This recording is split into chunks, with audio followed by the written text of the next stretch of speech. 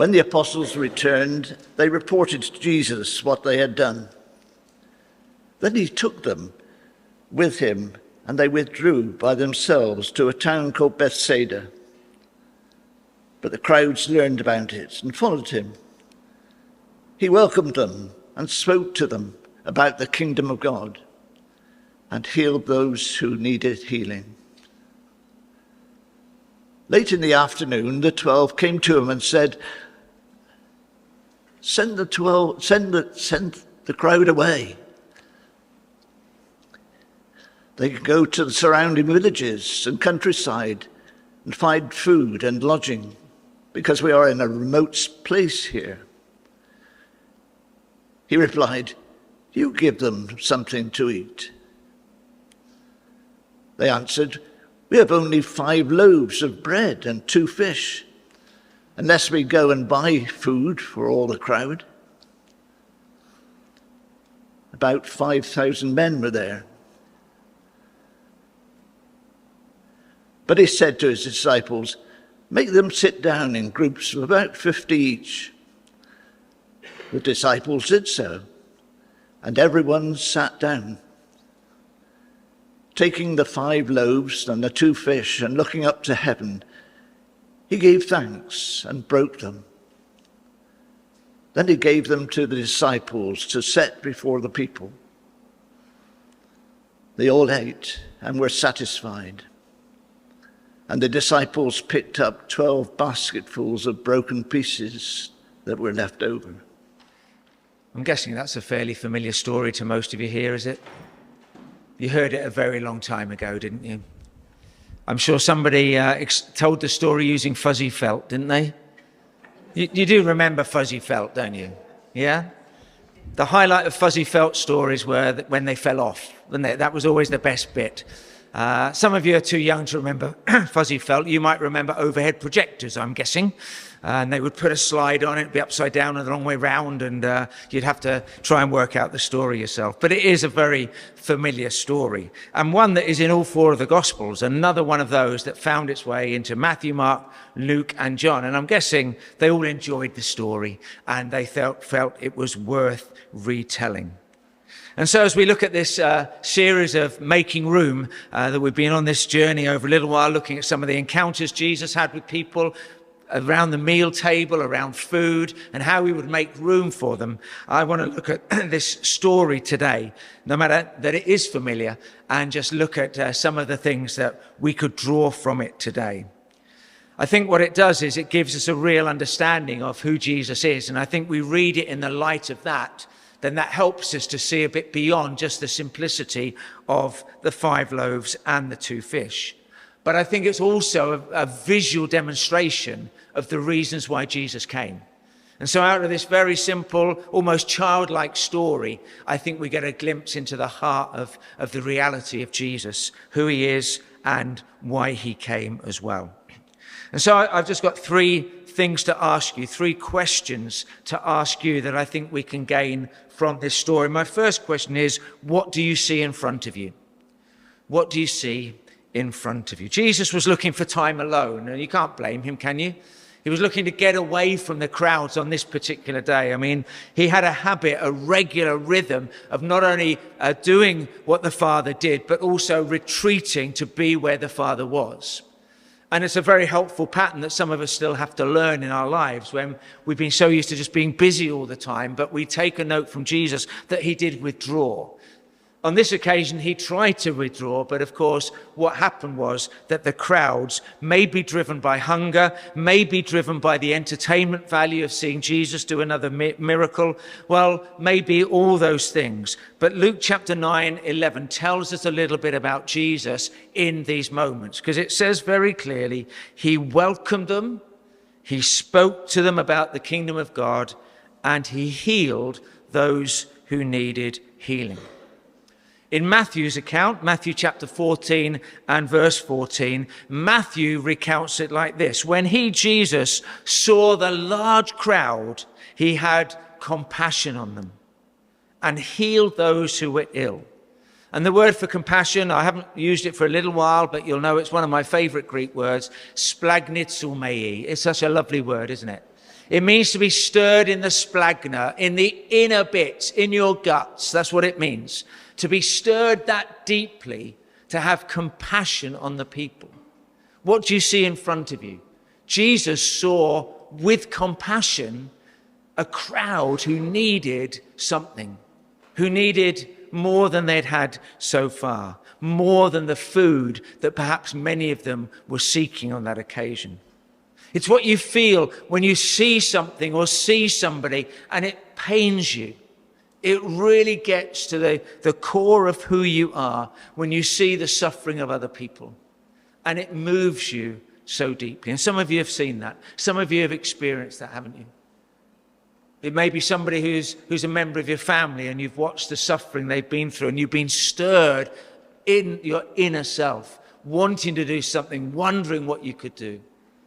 Or maybe there's someone you really care about and their life has gone off the rails and you have this feeling that, what can I do to help them recover from that?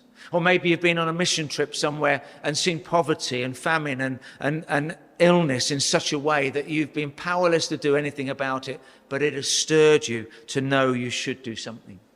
And so Jesus, so many times we see when he looks at people, when he looks at the crowd, what he sees in front of him stirs him deeply. But the disciples, they saw something quite different. To the disciples, the crowd were a nuisance.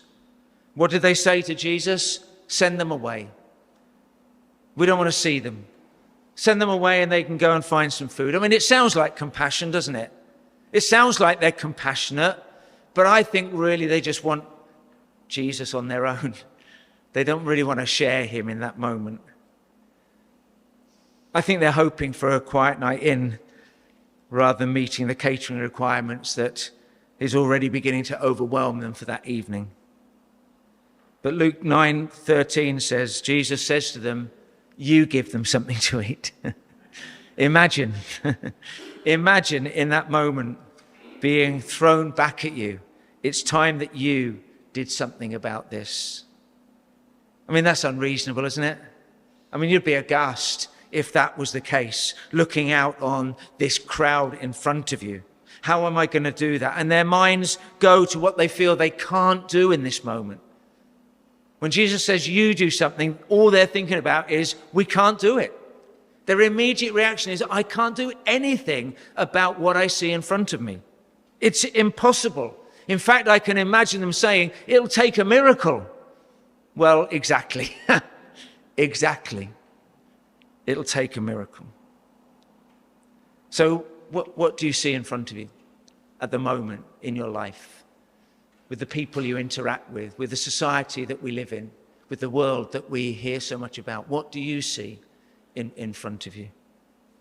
Ignore it? Find an excuse for our inaction?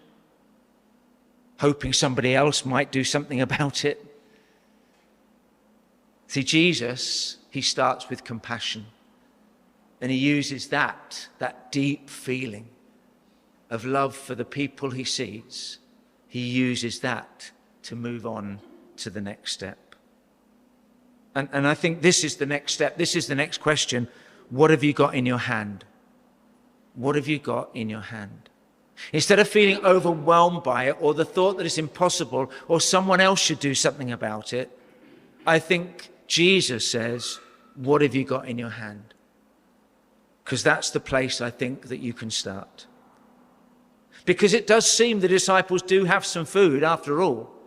Luke chapter 9:13, they say, we have, what's the word? Only. See how they're diminishing what's possible straight away?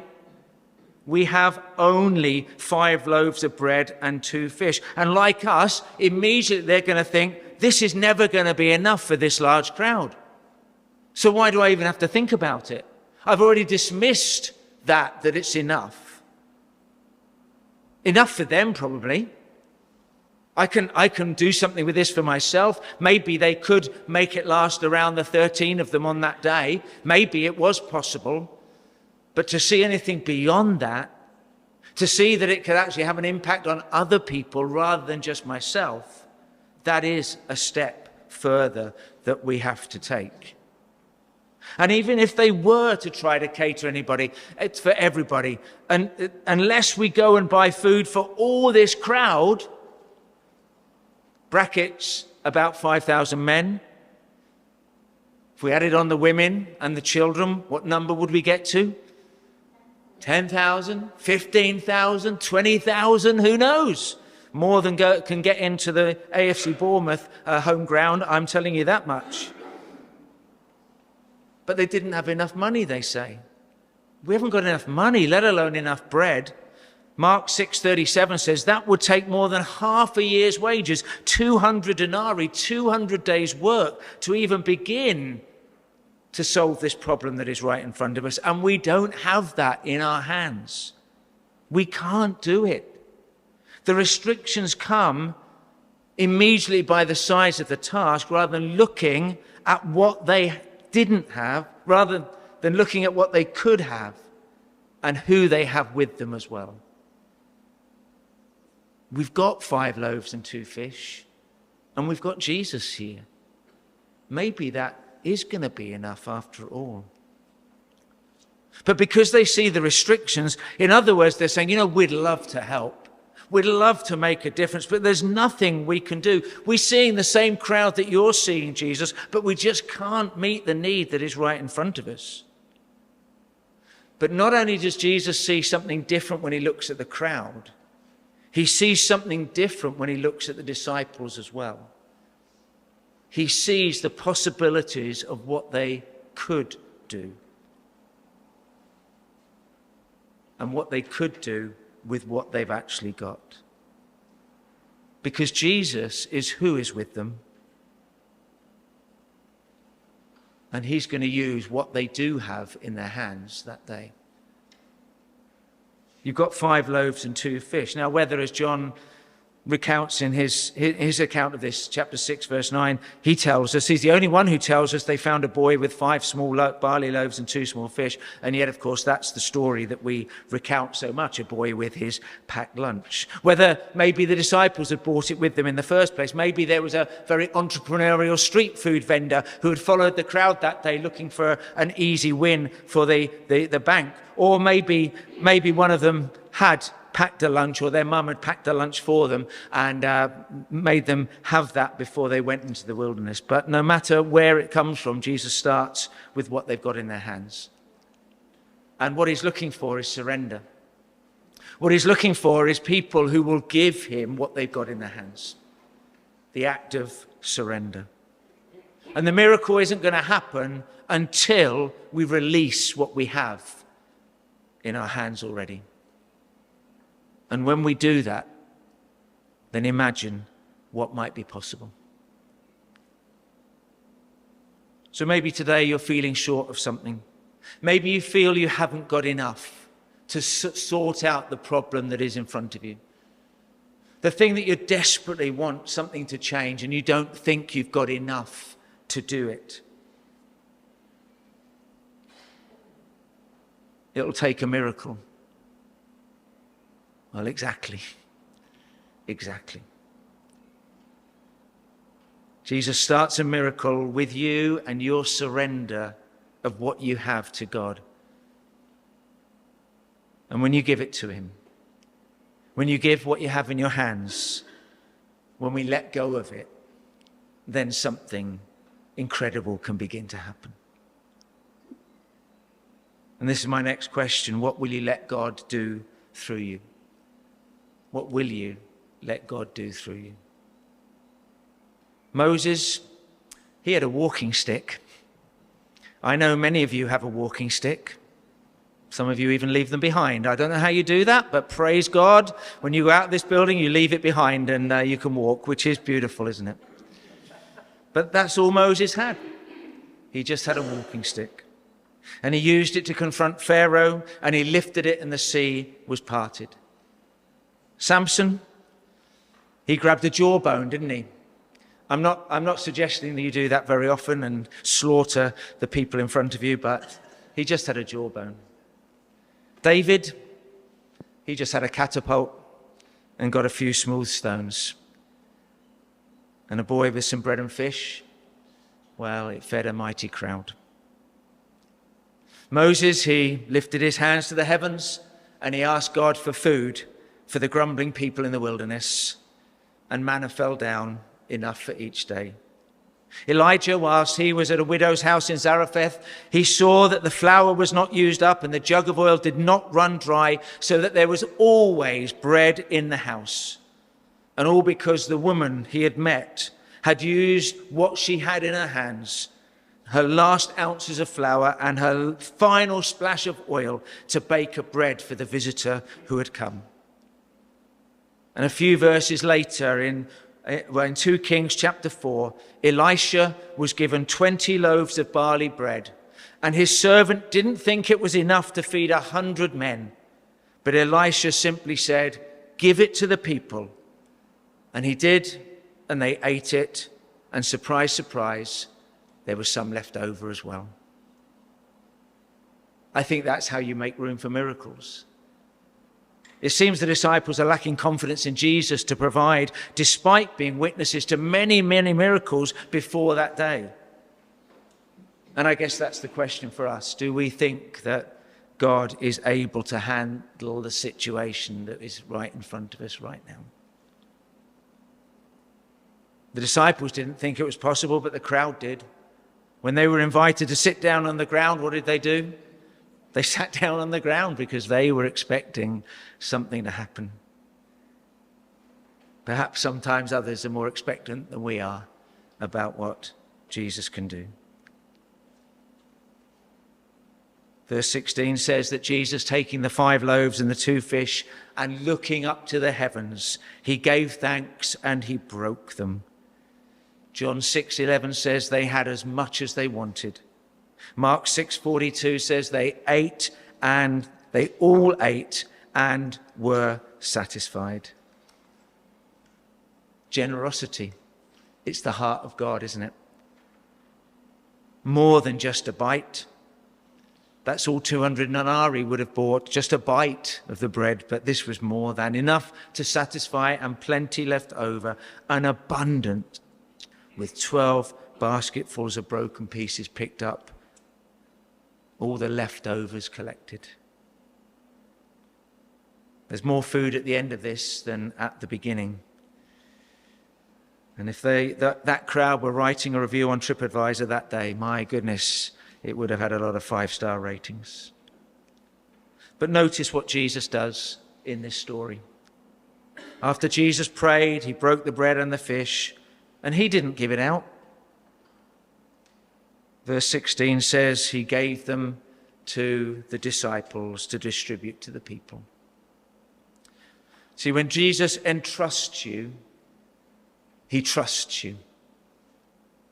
He trusts you to give it back to him, and you can trust him to do even more than you could ever imagine was possible. This food is for the crowd to satisfy their hunger. The miracle is for the disciples, so they can begin to see again who Jesus really is. And it says, will you trust me with your lives? Will you give me everything you have? And let's see what we could do together. So don't decide what God can't do, will you? Don't decide what God can't do. Don't restrict what God can do. He just asks you to give him what's in your hands already and be ready to use it for his honor and glory. What have you got in your hands? You got a phone? Is that still the symbol for phone? I don't know. Is that still all right? I'm guessing all of us have a phone in our hands. And grab a pen. Maybe you've got a gift that you can use. Maybe you've got time that is in your hands. A skill. Maybe you've got enormous faith and you want to give it back to him for him to use. What do you see in front of you? It starts with compassion. What have you got in your hand? That's an act of surrender. And what will you let God do through you? That's about his generosity and abundance. He's definitely a more than type of God, isn't he? Who multiplies all we give to him. And it's the story that we too are part of today. You're in Luke chapter 9, verse 7, just a couple of verses before this story, we read about Herod the Tetrarch, who is perplexed about who Jesus is. He can't quite work out who Jesus is. The crowd, he asks them, who is Jesus? He can't work it out. Is he John raised from the dead? Well, Herod knew he'd chopped John's head off, so he didn't believe that. Was it Elijah? Was it one of the prophets of long ago who would come back to life? Well, I think in this miracle, Jesus is declaring exactly who he is. And in John chapter 6, verse 32, just a little bit after this story, Jesus declares himself to be the bread of life, the one who satisfies, the one who has more than enough for all those who will come to him. Today we are invited to come and eat. There is enough, and there's more for you to receive. His body broken and his blood poured out. So he invites you to come to the table with what you have in your hands, to surrender it again to him, and then to go and serve the world in his name for his glory, to make room for the miracles he still wants to do.